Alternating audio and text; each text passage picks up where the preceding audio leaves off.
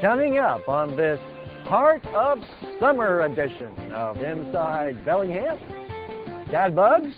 We've got some safe pesticide recommendations. And neighbors are building connections among people in the Roosevelt Neighborhood. And hundreds of people got moving this summer. We're going to find out just how and why they did that. And a clean sweep, which means no parking on the streets at a new time in the downtown core. All this and a fortune of information more right here on Inside Bellingham.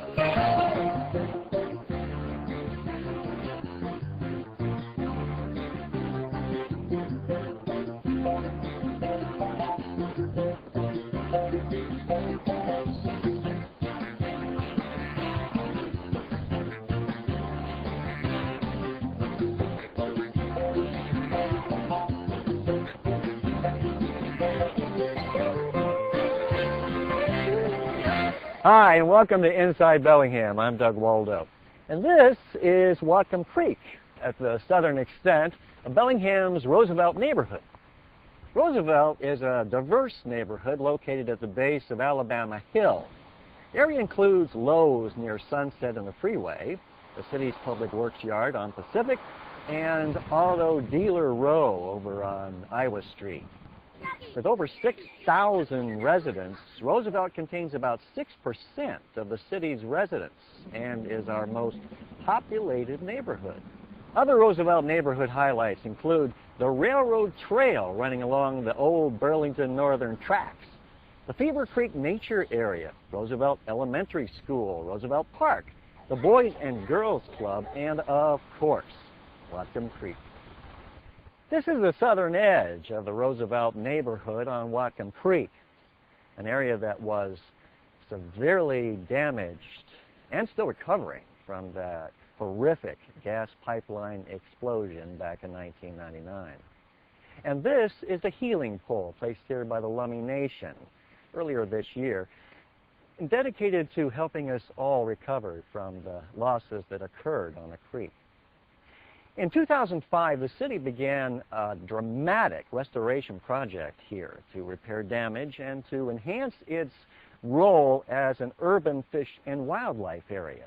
This summer, change is afoot as the healing process takes hold. Renee LaCroix is the city's project manager for this complex restoration project. And as it happens, this is her favorite place in the whole city. We asked her why this area is so special to her. I guess I like this project because it is so rare to have the opportunity to create habitat in an urban environment. Mostly because you don't ever have the land, but also because most scientists in that position would just see the constant decline of their creeks due to urbanization and growth and development. And this is a very unique situation where we were able to come in and actually improve the habitat value, not only in this immediate area, but for the system as a whole.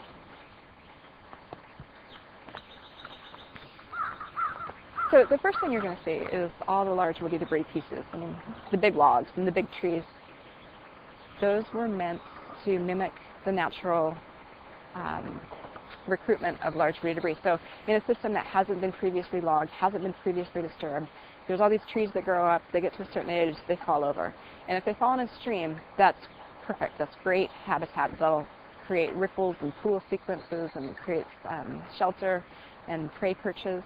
But in a system like this, where there weren't a lot of mature trees ready to fall over because it had been logged at some point, we needed to jumpstart it. And so we brought in, I don't know how many pieces, hundreds of pieces of cedar, fir, and hemlock mostly. And then we used anything on site that we could. So those are mostly conifers. And then we also installed a few vertical snags to provide prey perches for raptors and great blue heron and other prey species. So far, we've seen 41 species of different birds out here.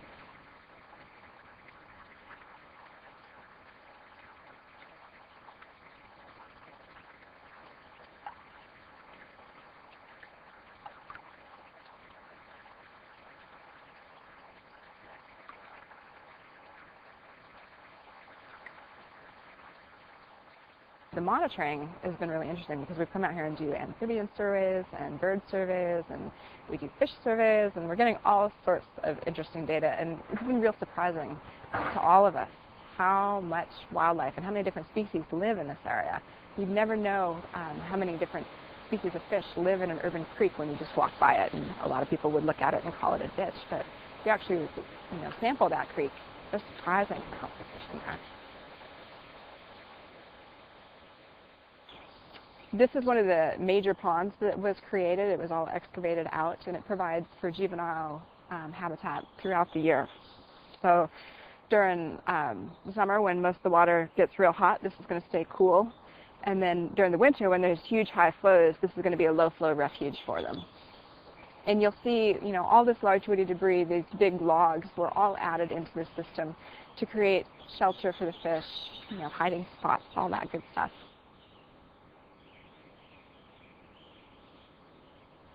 One of the other things you'll notice here is we've got a little bit of a fabric covering the banks, and that's an erosion control fabric, and that'll biodegrade over time. So when you come back here in a few years, you won't see it at all. We planted over 5,000 plants in this whole area, all sorts of different native species. For instance, alders, hemlock, fir, ocean spray, Indian plum, my personal favorite, red currants, thimbleberry, salmonberry, the list goes on.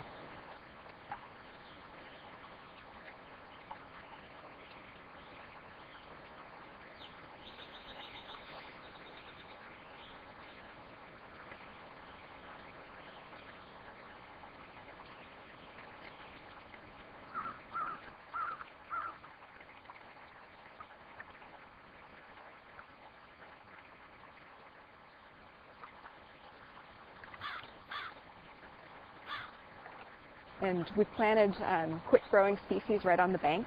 So willow species are very quick-growing. The root structure gets developed really quickly, and it's a good bank stabilization species. And then we've also got cedars in cages, and that's to protect them from beavers that live in this area. We've got a pretty voracious beaver population, which is great. It's all part of the system, but we need to protect those species until they get started. I think people in Bellingham should be proud of this area because it's been set aside for habitat value, specifically for that reason. And the general public, I think it's probably safe to say, the general public of Bellingham really values its open spaces, its green spaces, its environment. And so this is a place where the land has been set aside, and money has been spent to make sure these habitat niches are here and that it's a healthy, functioning ecosystem. You can get more information about this and other city public works projects by visiting the city's website at www.cob.org/PW. When Kathy Haskell described her idea for a summer reading program to the members of the Roosevelt Neighborhood Association, they said, "Great, what do you need to get started?" And so now every Tuesday, kids from all over the neighborhood gather at Kathy's house to hear stories, borrow books, and keep up their reading skills throughout the long, slow summer. Now, Kathy's love for books, but especially her love for connecting with kids, keeps them coming. When they landed, the head pirate climbed out of the boat and yelled, "Ahoy thar, matey! Be this the Spanish Main?" "No," I said. "This is North Beach." Well, this is a weekly event that we're having. It's called the Roosevelt Read Aloud, and it's a once-per-week story time. And we just have neighborhood kids come and listen to some great, fun stories and books, have a snack. They can borrow books from our lending library, and we have a weekly drawing for a free book.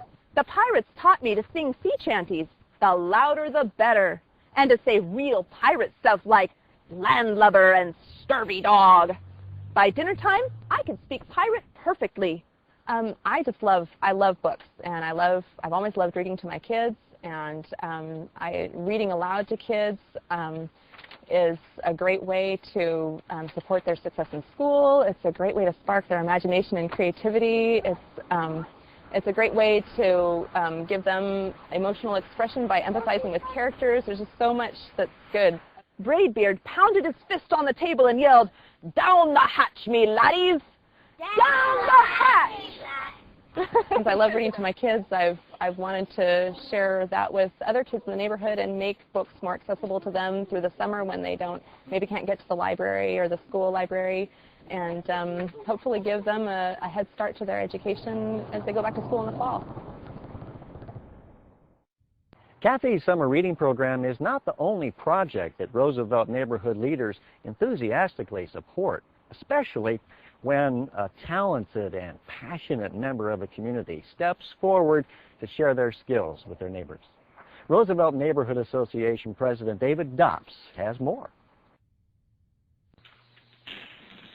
Well, a community garden here was another, like the Read Aloud program that we have, that was an idea of a resident in the neighborhood who, in this case, a couple that does a lot of community development work and is a part of the neighborhood association, got this house a few years ago, decided they didn't need a front lawn to maintain, wanted to figure out how to enhance community somehow, realized, well, if they don't need their lawn, maybe they could have a community garden and support a lot of the apartment complex people around here that don't have any garden space, don't have a place where they can grow fresh, affordable produce, but also meet other people, you know, talk about shared values around food.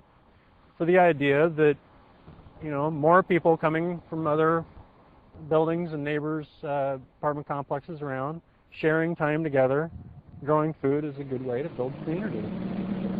Well, for a number of years we've been working with the city about the issue of speeding on Texas Street, largely because we have a lot of families on Texas Street, we've got a lot of kids, and the issue of speeding is becoming an increasing issue. The biggest complaint about them is the best affirmation that they're working. People say they can't drive through here as fast as they used to, so we think that's great.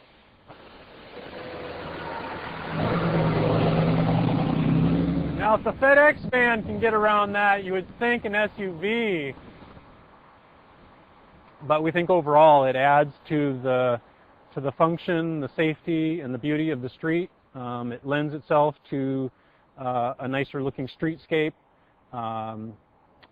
It makes it a little bit slower, more pedestrian and bicycle friendly. And in the long run, when the plantings get a little more established, they'll be that much prettier. So we think they're great. Well, the main thing I think that sets Roosevelt off, for the most part, is that we're a little more concerned, I think, with the social issues. A lot of neighborhoods, particularly right now, rightfully so, are concerned about their neighborhood plan update, about zoning and height regulations and things like that. In the Roosevelt neighborhood, we're more or less built out to the extent we can be in terms of density. So we're more concerned with the livability of the space, the people issues. We have a lot of single-parent families, a lot of minority families, lower and middle income, but still that language barrier creates some issues as well. So those are the kinds of issues we're people that we're more interested in dealing with. There's wonderful people here, people with heart, people with commitment, people that want to make a better place to live. It's a wonderful place to live and to work.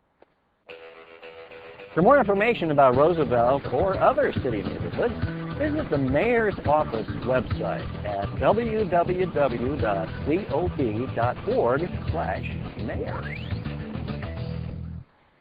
For years now, the city has been street sweeping the downtown area to keep it clean and safe for visiting.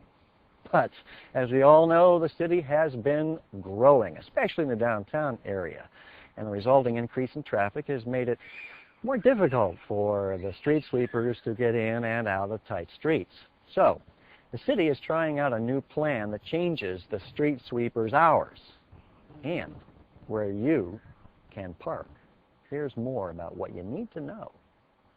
Well, some of the problems we were faced with was a lot of overnight parking downtown now, especially with the increase in residential units, with the infill that we've been really trying to focus on in the downtown area, and has been a very effective program. Unfortunately, for street sweeping, we need to be able to get near the gutter lines and into the parking strip areas in the evenings. Unfortunately, that's been very problematic with cars being parked there overnight. What that means to the downtown residents is that we're going to start having more of an organized manner of street sweeping on Tuesday and Wednesday mornings. The Tuesday morning routes will be our north-south streets. On Wednesdays, it'll be our east-west streets. It's a change in the past because it's now more of an organized plan as far as how we're going to target these streets in the downtown area. Other parts of the city will be continuing on the normal street sweeping schedules. When you park downtown, you might want to keep an eye up to look for no parking signs. They'll say either Tuesday or Wednesday, 2 a.m. to 6 a.m. And in those areas, just be aware that there will be some parking restrictions at that time so that we can get the street sweeper in there to keep the streets clean.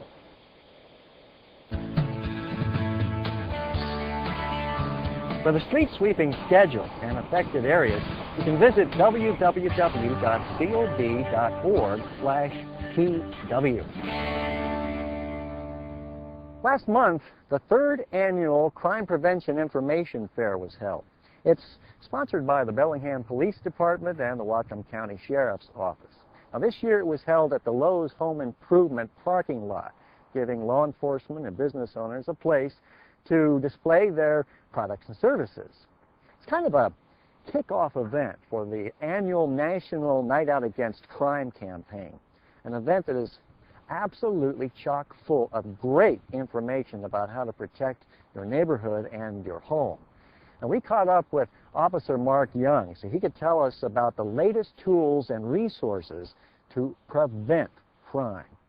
This is an opportunity for us at the Bellingham Police Department to share the resources that we have in order to make crime less of an impact in our community, but also some of the businesses in our community which also have tools, they also have equipment which can help in crime prevention.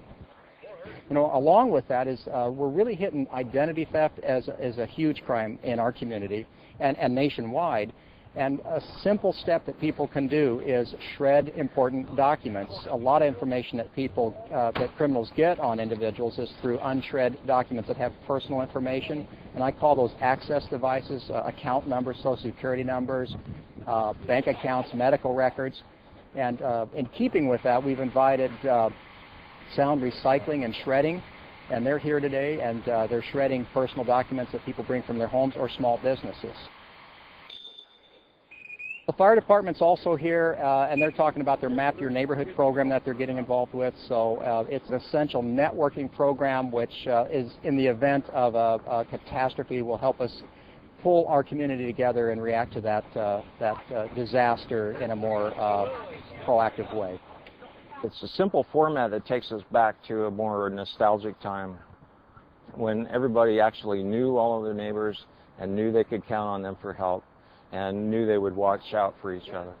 There's never a time when you can stop being as prepared as possible for anything to happen. And just the things that have happened lately nationally have really, I think, piqued the interest in local communities as well. And Bellingham's always been a forward-thinking community. We really like to stay ahead of the ball on those things. Well, but the important thing is it's not just about free stuff. It's about the right kinds of stuff that you need in order to be thinking about preventing crime in your home, in your cars, and in your neighborhoods. You can find out more about crime prevention in our fair city by visiting the Bellingham Police website at www.cob.org/police. Are bugs bugging you this summer? Well, pesticides may not always be the answer. IPM, or Integrated Pesticide Management, is a method developed to help you make common sense decisions to reduce or even eliminate the need for pesticides. Local gardeners, Goody Hadley and Shelley Muzzy, have adopted the method to keep their gardens absolutely pesticide-free. So Goody, I've seen IPM in some of the brochures for Lake Whatcom. What does it mean?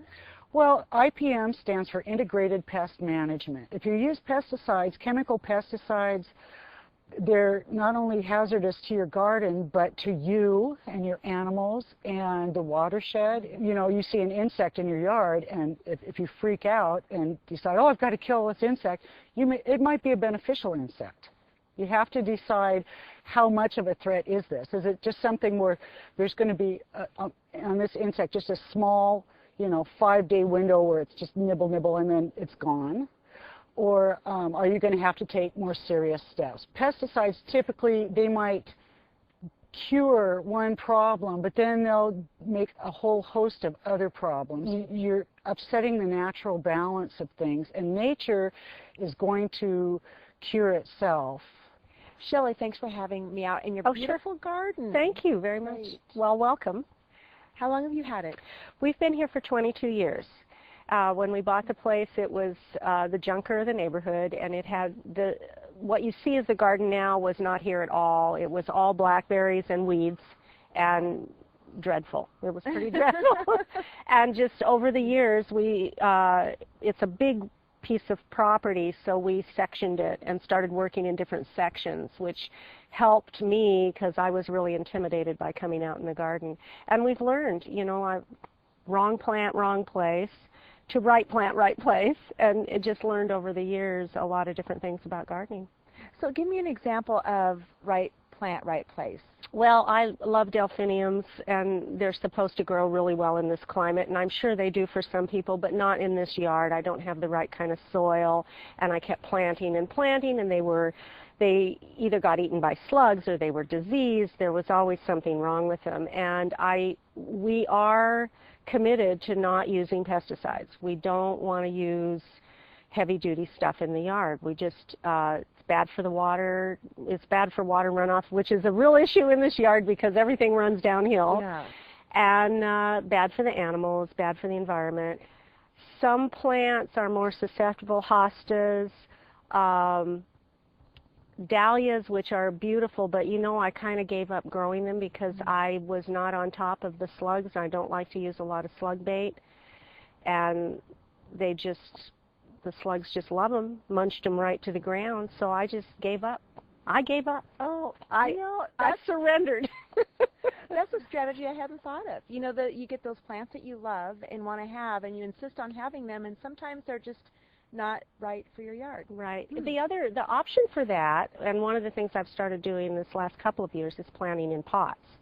You have a lot more control over a potted plant. So rather than trying to make the plant work here and then having to use chemicals which you don't believe in, we tried to get plants that didn't need chemicals, and a lot of that has to do with the health of the plant. If a plant is healthy and it's in the right place, it'll be healthy. It can fight off a lot of pests. And the other thing with pesticides is that everything you put into the ground, the rain is going to come, it's going to go into your groundwater, it's going to go into the bay, it's going to go into the lake, it's going to go into the rivers and streams, and all those drains empty somewhere, and some of that is our drinking water, and some of it is our recreational water, and it really does make a difference. Every single person can make a difference, and I really think you should be thinking about that. People come here because it's beautiful and they want a healthy environment. We need to work to keep it that way, and you can still have a beautiful garden and do that. For help with garden pests or other gardening problems, phone our local Washington State University Cooperative Extension Office to speak directly with a master gardener or IPM coordinator at 676-6736.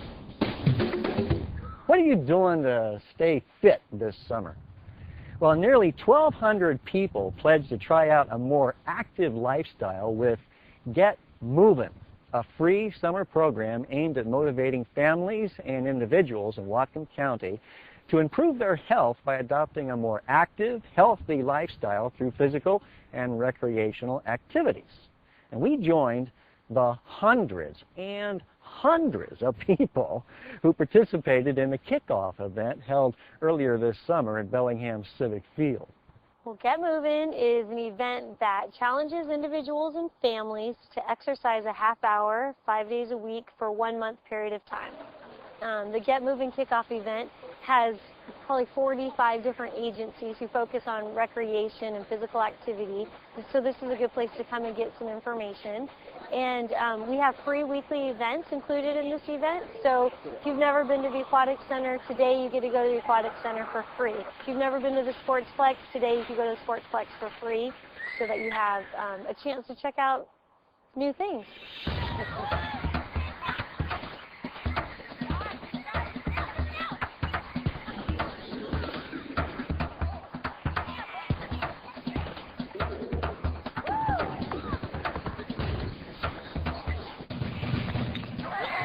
We have all kinds of exciting things happening today. One, I just think having a lot of people from the community come and participate in an event together is really exciting for me. I love seeing that.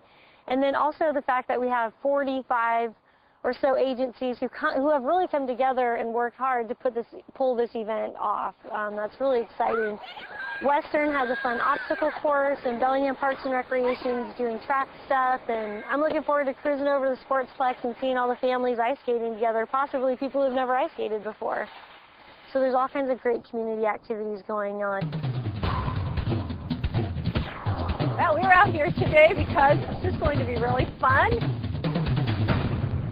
It involves families and their children, and its purpose is really to organize some community events where people can attend for free and feel part of their community, and to really embrace being healthy.